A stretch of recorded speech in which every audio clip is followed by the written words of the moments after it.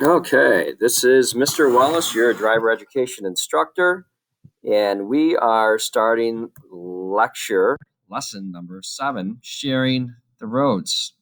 Okay, we have a beautiful picture of a busy road in an urban setting. Let's get started. The importance of communication when we are sharing the roads is, we can't stress it enough.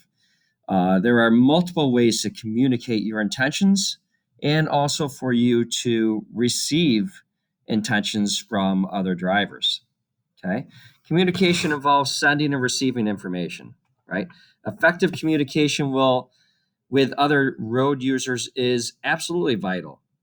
We can't predict well what other people are doing, and we certainly can't confirm what their intentions are if we cannot receive information accurately from them by means of communication. As a sender, you must choose the best method and time to send a message. As a receiver, you must be able to receive and understand messages sent by others.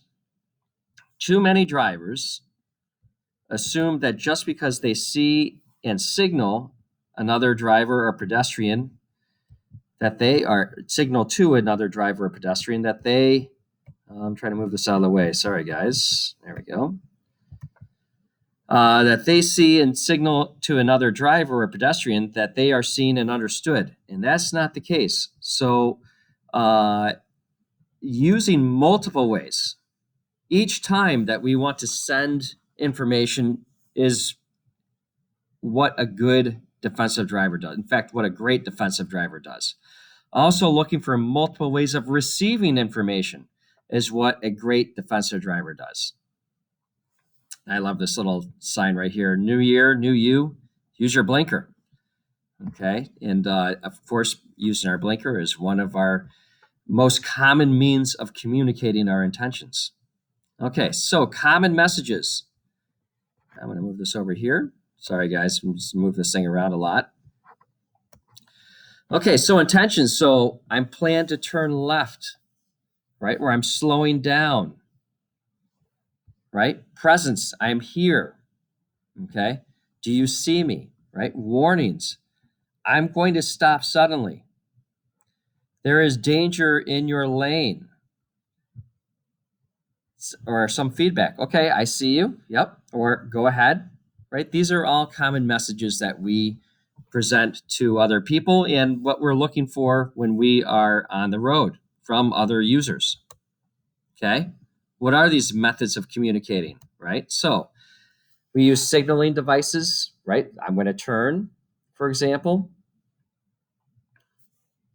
I'm sorry. So the signaling devices, like at an intersection, like traffic lights or pedestrian signs, electric signals, like this would be our turn signals on our cars or our brake lights, the horn, how that's, and making the horn sounds, right? Quick little taps or lasting blasts, depending on what our intentions are.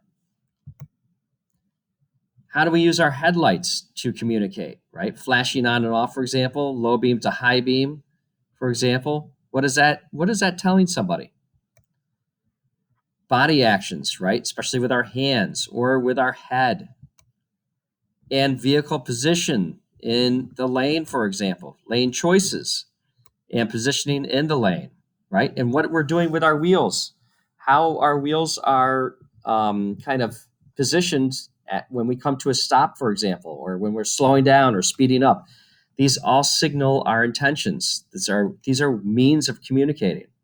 So as new drivers or beginning drivers, you're starting to look for all these different signals and methods and means of communicating.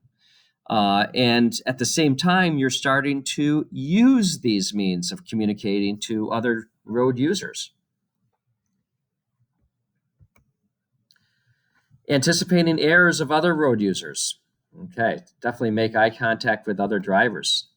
So, vision errors. Drivers fail to check mirror and blind areas. Diversion of vision due to distractions. Okay, when we miss a cue because we're distracted by something.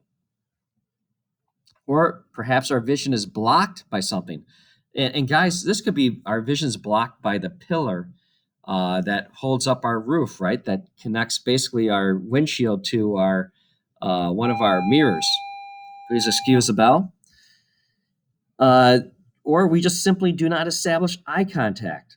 Okay, if you don't establish eye contact and you don't get some other cue, then you have to assume that the other road user does not know you're there. Okay. Okay, failure to yield right away. Sorry about that. I'm trying to get this thing out of the way. Here we go. Failure to yield right away errors.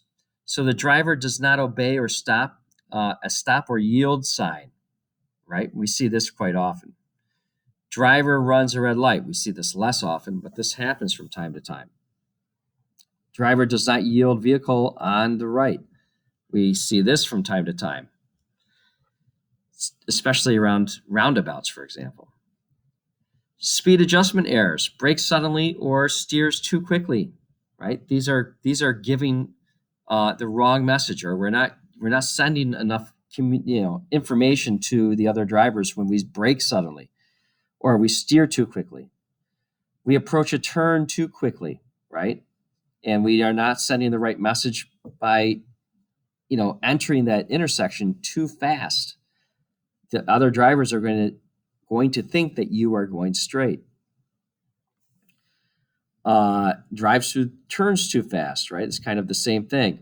And does not compensate for reduced visibility, space, or traction. We have this quite often, for example, in snowy conditions.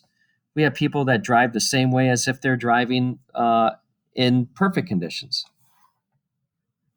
Okay? They send confusing information to us. Anticipating errors of other drivers. Okay?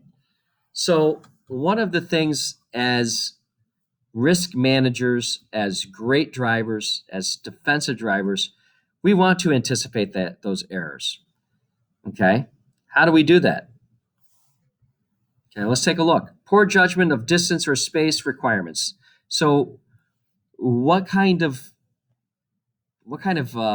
cues are we getting that will show people or users who are doing, who are making poor judgments when it comes to distance and space?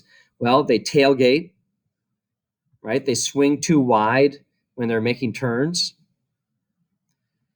They do not overtake or pass properly, right? They select the wrong lanes, or they don't move into position, when they're supposed to, or their position in the lane themselves is wrong, or their position in the turn is wrong.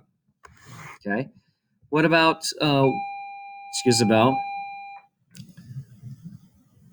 How can we recognize drivers who are who are using vehicle control? I mean, they're just not properly controlling their vehicle, right? Those may be people who brake suddenly, okay, to steer, or they brake suddenly on slippery surfaces.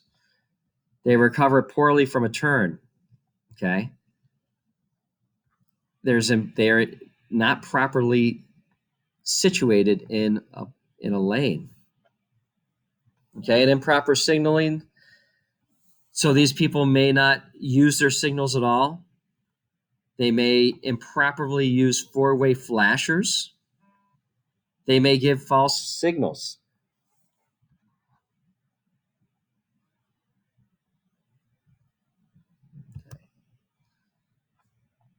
Sharing the road.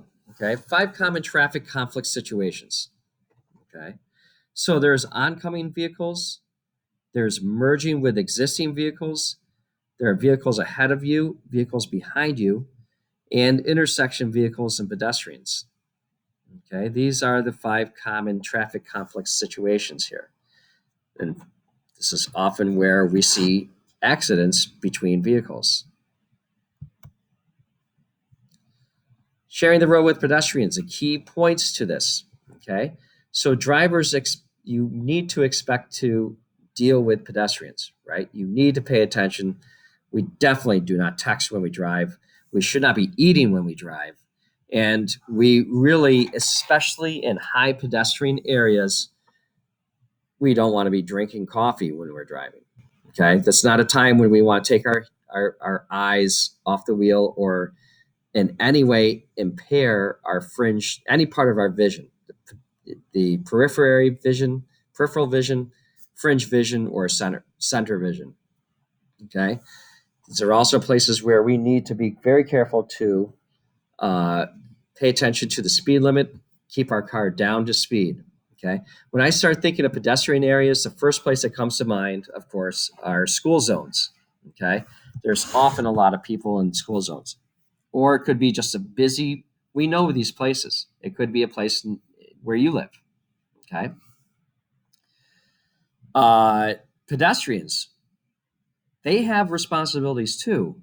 And unfortunately, we can't expect them to always know their responsibilities and to follow their responsibilities. But here they are. They're supposed to use crosswalks. Okay. They're not supposed to jaywalk. They're supposed to obey the signals at crosswalks and not just walk when they feel like it. They are supposed to look for traffic and not just be on their cell phones, for example. They're expected to pay attention and, for example, not text while crossing the road. Okay, we're going to stop here for right now, and we're going to pick up in part 2.